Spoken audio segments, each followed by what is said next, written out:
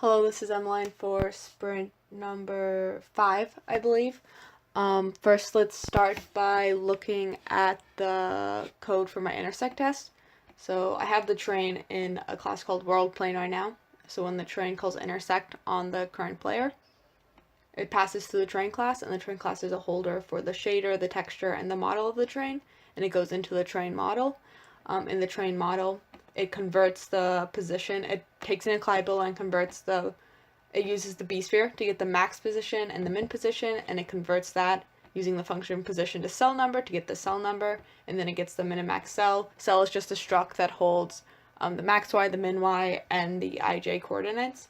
And then for all cells within the range, max cell I to min cell I and j the same, it checks if the B-sphere intersects with each cell, and then the volumes and such.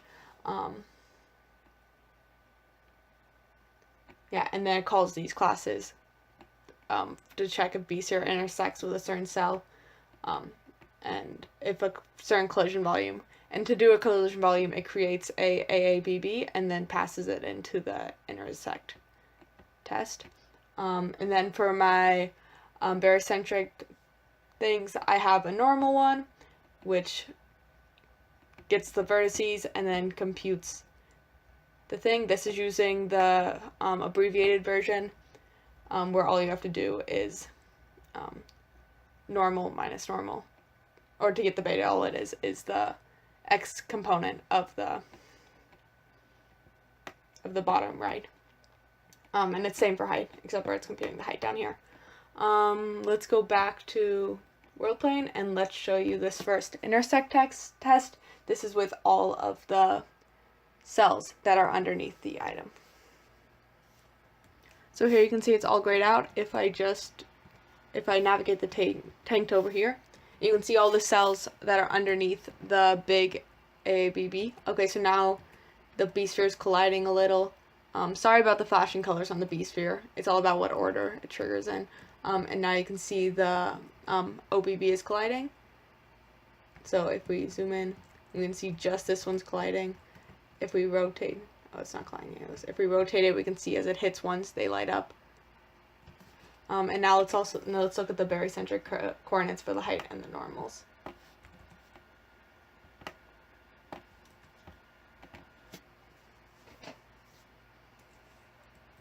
So there you can see the normal underneath it. Let's drive over to this hill over here so you can see what it looks like when it goes up a hill. You can see the normal there will start to tilt.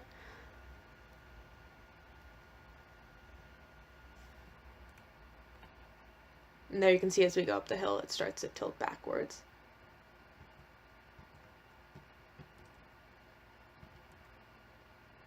Ooh, so smooth. Okay, anyways, then for my personal project, let's go over here to the playing project. I've already showed this to you, but it was a couple weeks ago, so I figured it didn't hurt to do it again. Actually, let's start with my schedule. So everything I've been showing you has been my DX conversion, so that's pretty much up and running, but I'm still missing sprites. So over the next week, I hope to get sprites and find all the assets for my final game, and then I also want to prototype my shader system, which we can go over in a second. And then I might push some more stuff this week, depending how long this stuff takes. Then the following week, I want to fully introduce my shader system and start prototyping my light system, which will be the next week, and work on level 1, which will be a target practice level. So the player will be confined to an area, and in order to proceed, you must destroy all the targets. The class I'll need the scene and the scene manager. I already have a lot of the tank stuff done, and then I'll need a target base class and target drive class if I want different size targets or anything like that. And then I will need to be able to combine the player turn areas of some sort of height map or fences for that. And then the next week I want a fully implemented. So the next week I want to fully implement the light system and build level 2. It will be a bunch of enemies spawned in the level, and it will be hilly terrain. There will be a bunch of trees on the outside, kind of as an invisible wall situation, so the player and the other tanks can't pass through them. As you also saw, I had a skybox now, so that looks all nice. And then maybe a few small rocks and bushes for flavor, but there will be no collision or anything like that. And on the HUD, it will just be enemies remaining and the tank life and your score, which I was thinking would decrease as time went on. And the final level is my least flesh out, but I want a final boss, so a bigger tank with just more health pretty much. I need to throw in some more things to make it more interesting, but that's the general idea. And this week I also want to finish the shader and line projects as needed because I am packing a lot into these 2 weeks, so I'll probably need this week. And then the final one is just the 3-day sprint, so final touches on everything. And then, as I was saying, I showed you this several weeks ago, but I thought I wanted her to go over it again. So this is my rough laying out of how my light manager and shader system's going to work. Open up. So my shader manager is so that all objects call to render on themselves to their shader class, and the shader will, every frame will take all the graphics objects that say, hey, render me, and then we'll render them when it's time to render that shader. So the shader manager will call process elements on all the shaders, and all the shaders will render all the graphics objects that asked to be rendered in that frame. And then the light diagramming, the light manager will have lists of lights, and then every shader that passed in its own command to say, hey, give me light data, will receive all that light data every frame.